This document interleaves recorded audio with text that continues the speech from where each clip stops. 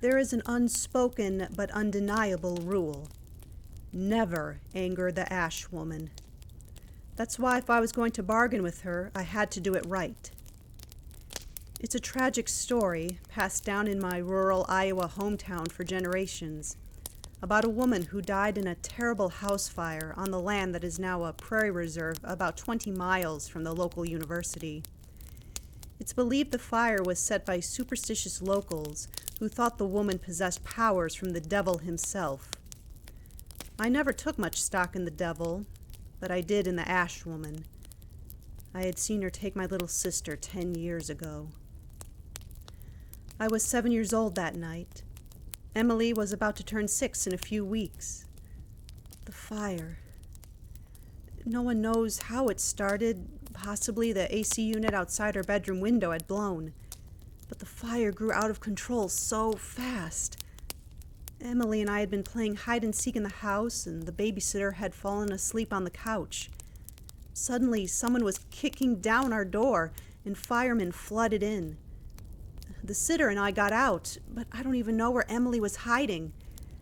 Apparently, she hid a little too well. But I remember what I saw at our bedroom window as I stood there on the sidewalk. A shadow, a silhouette, tall and thin and skeletal. No one else saw it. I know I was meant to see it, so I knew who took Emily away, so I'd know who to ask to get her back. The Prairie Reserve is out in the middle of nowhere and isn't maintained, so I figured no one would find me there after sunset. That summer had been drier than usual, and the grass crunched under my shoes as I walked out onto a wide stretch of field. In one hand, I carried a satchel with the items I would need. In the other, I carefully cradled a small urn. I selected my spot in the field and knelt, sitting back on my heels. I gently put down the urn and opened my satchel. I pulled out a small bundle of posies, a small wooden bowl, a long strip of cloth bandage, and a knife. Clenching my teeth, I pressed the knife against my palm and squeezed out a trickle of blood into the bowl. It hurt so badly I wanted to vomit, but I finished and wrapped my hand in the bandage. I scattered petals from the posies in the bowl and took out a lighter from my pocket. Lady of Ash, Mother of Fire, I've come to ask for my heart's desire, I whispered softly as I touched the flame from the lighter to the edge of the bowl. About 10 yards away, the ground erupted in a burst of amber-orange fire. I watched the fire roll across the field in a line, devouring the dry brown grass like a million inferno tongues. It was oddly beautiful against the gray dusk sky, a crackling waltz of brilliant flame. The line of fire slithered around me, trapping me within a circle about 50 feet in diameter. There was no running away now. The bargaining had begun. A familiar silhouette took shape near the edge of the fire, a black form against the burning scenery.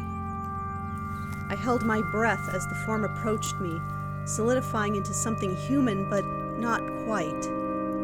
She was shorter than I was, but thin with long, willowy limbs. She had no hair, and her wide, white eyes stared blankly ahead, reflecting the fire around us like marble. She sang softly, "Ring around the rosies, pocket full of posies, ashes, ashes." Ash woman? I struggled to keep my voice steady. I dug my fingers into my legs, but my arms quivered.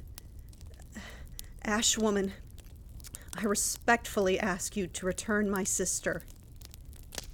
She stopped a few feet in front of me. Blackened, charred skin hung off her bones like a loose, threadbare cloak. She was coated in snowy ash that wafted from her constantly in a gray cloud. She cocked her head at me, as if curious. I held up the urn. In the stories, it is told that you can do this for those who have died in a fire. You were there the night my sister Emily died, when the firemen couldn't reach her in time. I saw you at the window. Please, you can remake her from her ashes. I know you can." The ash woman's yellow teeth were bared eternally, as her translucent lips barely stretched over them. But I had the feeling she was grinning at me. From within her throat came a strangled string of words. "What can you trade?" Yes, I knew she'd want to trade. From the satchel, I removed a fully intact dead raven. I placed it on the ground at her feet. "You need fresh bone and sinew for the task, I know. I heard birds are your favorite." The ash woman stared at the raven.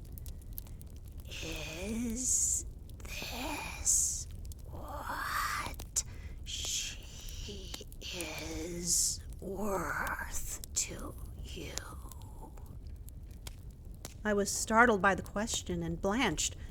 I thought she'd accept my offering. "Well, No, she's worth much more. She's worth everything. What exactly do you want? I'll get anything you need." She started to sing again, and again I got the sense she was smiling. "Ashes, ashes, we all fall down." "Yes, I know what that means. We all die. What does that have to do with—" I felt a sharp churn in my gut as I realized what she wanted. Of course. You can't trade a dead thing to bring someone back from the dead. You had to trade life for a life. I took a deep breath and sighed. If that's what you need to bring her back, I agree. You have no idea how many hearts were broken when she died. No one's going to miss me. The ash woman was still for a moment. Then, after a long, excruciating silence, she whispered, "I do like birds." I would have asked her what she meant, but then the bargain was complete. You see, Emily was restored, body and soul, that night. She returned to my town the next morning, her radiant, sweet self, although now she was my age instead of the child she was when she died. It was a miracle, and while it made the townsfolk and my family both baffled and overjoyed, they knew best to keep it a secret from the world. Emily could never tell anyone what became of me because she honestly didn't know. She never understood what or who had brought her back. I visit her sometimes, although she doesn't know it's me. She thinks it's some friendly raven that shows up at her window every now and then, a bird who likes to mimic a silly nursery rhyme it must have heard someone recite once.